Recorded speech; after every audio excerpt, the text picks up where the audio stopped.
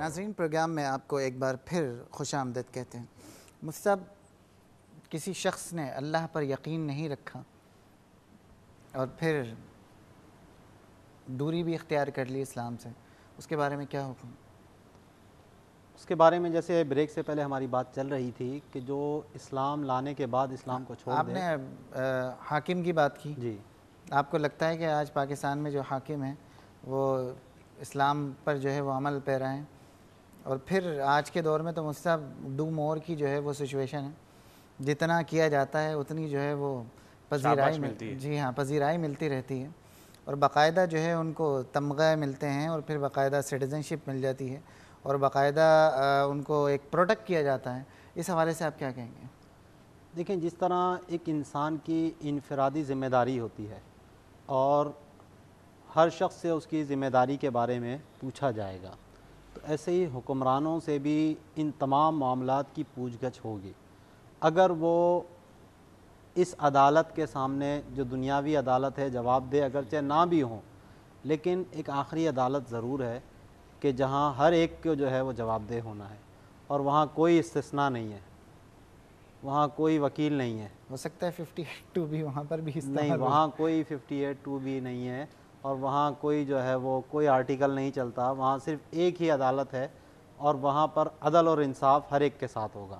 تو جس نے اپنی ذمہ داری پوری نہیں کی، یہ حاکم آج بن جانا بڑا آسان ہے، لیکن در حقیقت یہ پھولوں کی سیج نہیں ہے، کانٹوں کا ہار ہے، اور دنیا میں چند سال تو مزے میں گزر جاتے ہیں، لیکن آخرت میں اس کا بڑا کڑا حساب ہوگا۔ کوئی پوچھے حضرت عمر فاروق اعظم رضی اللہ تعالیٰ عنہ سے کہ جن کا عدل مشہور تھا، ایک مرتبہ زمین حرکت کرنے لگی تو آپ نے پاؤں زمین پہ مارا اور کہا کہ اے زمین ساکن ہو جا، کیا عمر تجھ پہ عدل نہیں کرتا؟ لیکن جب انتقال کا وقت آیا تو رو رہے تھے، تو کسی نے کہا حضرت آپ نے تو ماشاءاللہ بڑا عدل و انصاف کیا ہے، آپ کیوں پریشان ہو رہے ہیں؟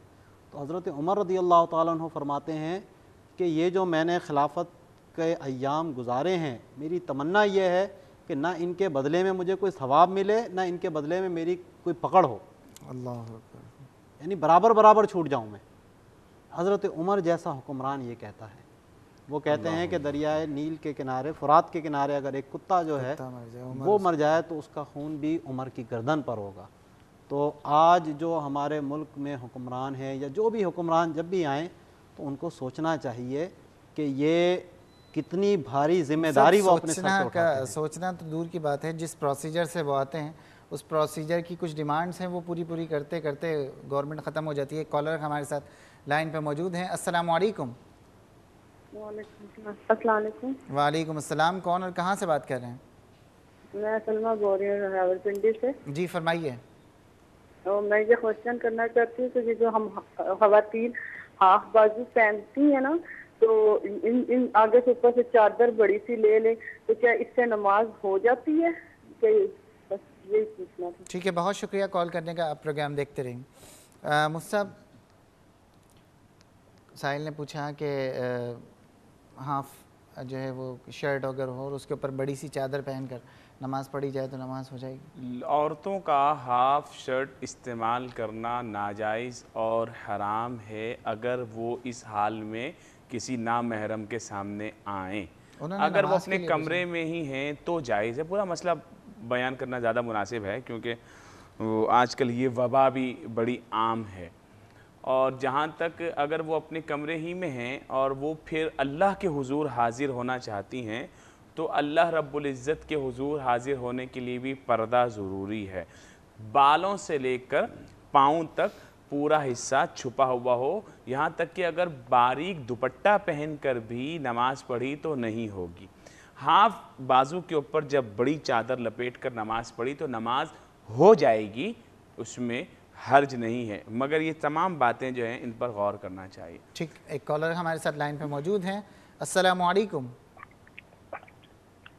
السلام علیکم ڈاکٹر صاحب، یحییٰ عرض کر رہا ہوں کراچی سے۔ جی فرمائیے یحییٰ۔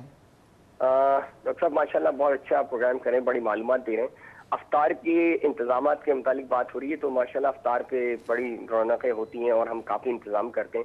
لیکن میں دیکھ رہا ہوں کہ آج کل افطار کے لیے جو لوگ بیچارے جو افورڈ نہیں کر سکتے افطار لینے جاتے ہیں تو اس قدر مہنگی پھل اور ہر چیز اس قدر مہنگی ہو چکی ہے.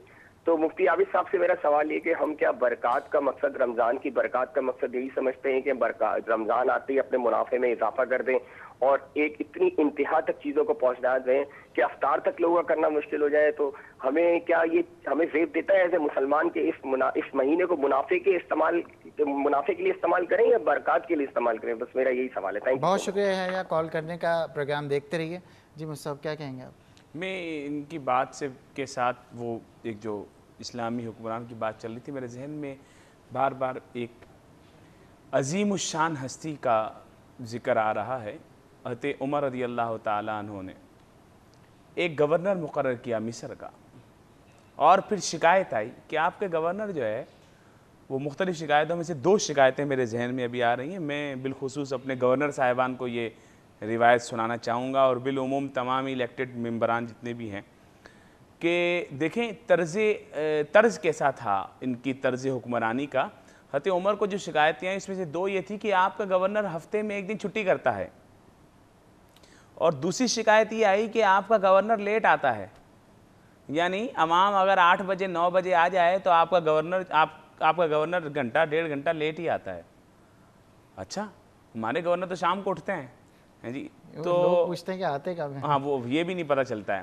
اچھا, وہ گورنر جو نا پورے ہفتے کے روزانہ ہر دن بغیر ناغے کے بیٹھ کر عوام کے مسائل سنتے تھے.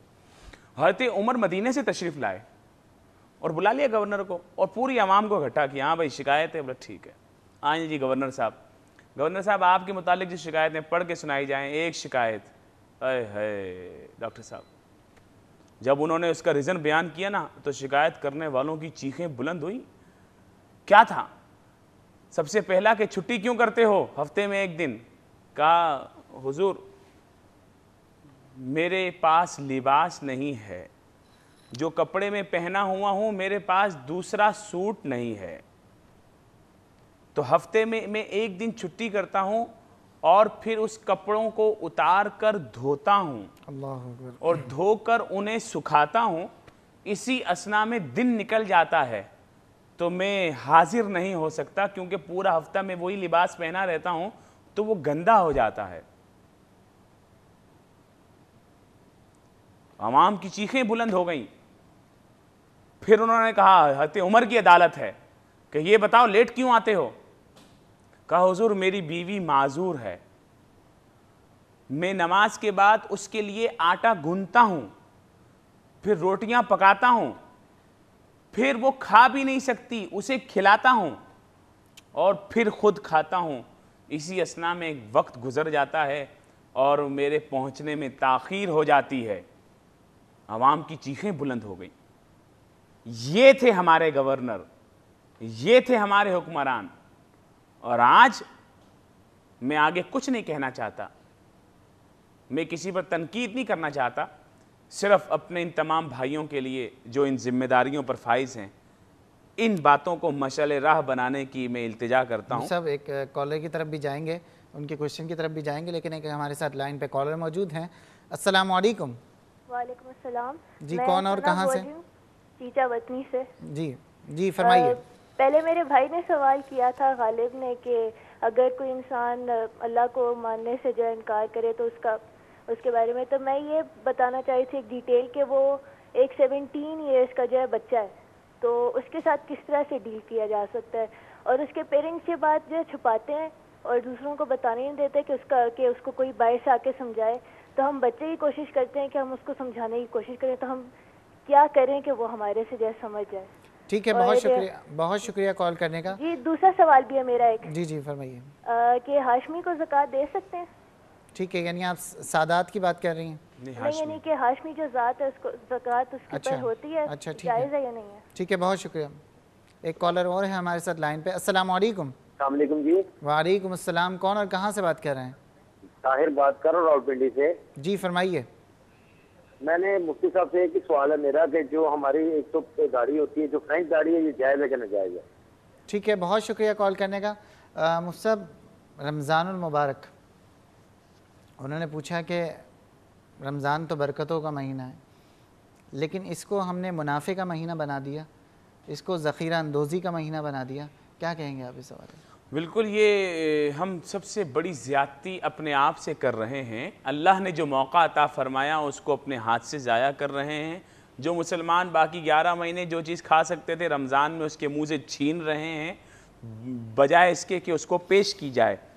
اس معاملے میں, صرف اس معاملے میں آپ اگر کرسچن لوگوں کو دیکھیں کرسمس کے موقع پر, یا ہندو لوگوں کو دیکھیں ہولی دیوالی کے موقع پر, پٹاخے بھی سستے ہو جاتے ہیں. اور میں ایک میگزین میں پڑھ رہا تھا کہ جو غریب لوگ ہیں عیسائی, تو وہ اپنی پورے سال کی خریداری جو ہے وہ کرسمس کے موقع پہ کرتے ہیں, کیونکہ آدھی سے بھی زیادہ قیمتیں گر جاتی ہیں اور 70% 80% قیمتیں گرا دیتے ہیں. ہمارے والے تو 700 گنا 800 گنا بڑھا دیتے ہیں. تو وہ جو بیچاری چیز جو ہے وہ 40 روپے کلو تھی وہ 240 روپے کلو ہو جاتی ہے. تو وہ دور سے دیکھ کر جو ہے وہ پیٹ بھرتے ہیں ہمارے غریب لوگ, وہ قریب جانے کی بھی ان کی ہمت نہیں ہوتی ہے. تو ان کے لیے ہدایت کی دعا کی جا سکتی ہے, اور کیا کہہ سکتے ہیں. ٹھیک ناظرین, پروگرام میں وقت ہوا ہے ایک مختصر سے بریک کا. انشاءاللہ العزیز ہم بہت جلد واپس آ رہے ہیں.